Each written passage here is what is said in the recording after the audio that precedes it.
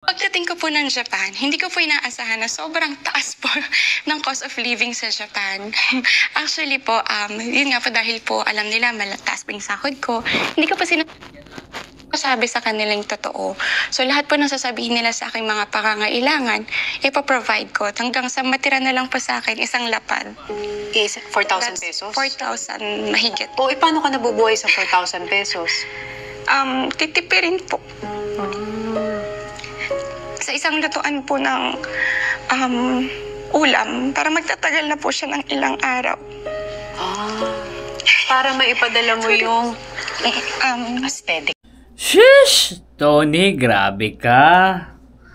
Grabe, nireveal mo naman yung sekreto namin mga OFW dito sa Japan. Grabe siya. Pagdating ko po ng Japan, hindi ko po inaasahan na sobrang taas po ng cost of living sa Japan. Actually po, yun nga po dahil po alam nila malataas pa yung sahod ko, Mataas hindi ko na pa sinasabi salary. sa kanilang totoo. So lahat po ng sasabihin nila, Kasi nga, nasa Japan ka.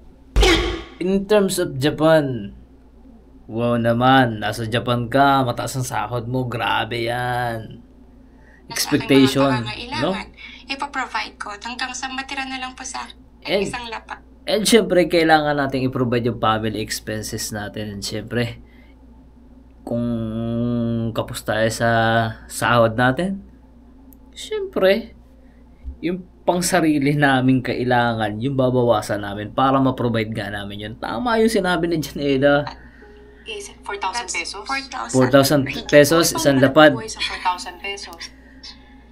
Ngayon, sa mga papunta dito ng Japan, no? Yung mga may bisyo dyan na inom tsaka sigarilyo, isang lapad para kay Janela, imposible sa atin yun. Sinasabi ko sa inyo mahigpit yan ha, kasi yung sigarilyo dito, 600 agad, 600 yen. Walang bawas yan, oy. Aba, Titipirin po. titipirin with crying.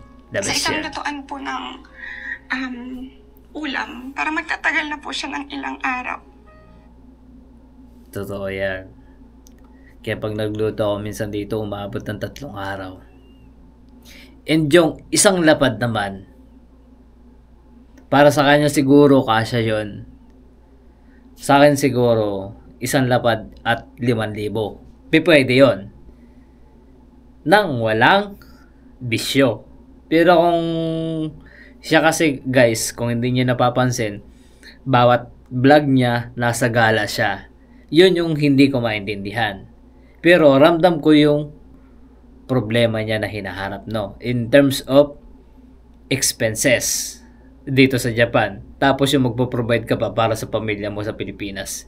Hindi ko yun maintindihan sa kanya. Pero in terms of dito naman sa Japan, walang problema yan. Ganyan talaga yung kalakaran dito sa Japan.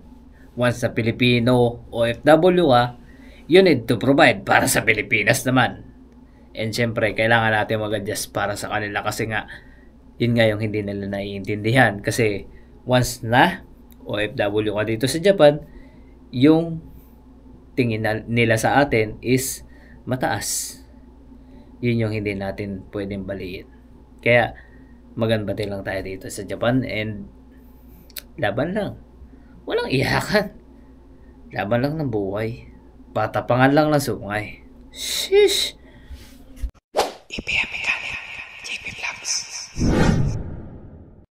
Pagdating ko po ng Japan, hindi ko po inaasahan na sobrang taas po ng cost of living sa Japan.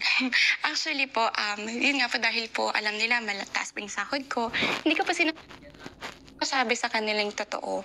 So lahat po ng sasabihin nila sa aking mga pangangailangan, ipaprovide ko hanggang sa matira na lang po sa akin isang lapad. Is 4,000 pesos? 4,000 mahigit. O, paano ka nabubuhay sa 4,000 pesos? Titipirin po. Sa isang lutuan po ng ulam para magtatagal na po siya ng ilang araw. Para maipadala mo yung Um, aesthetic.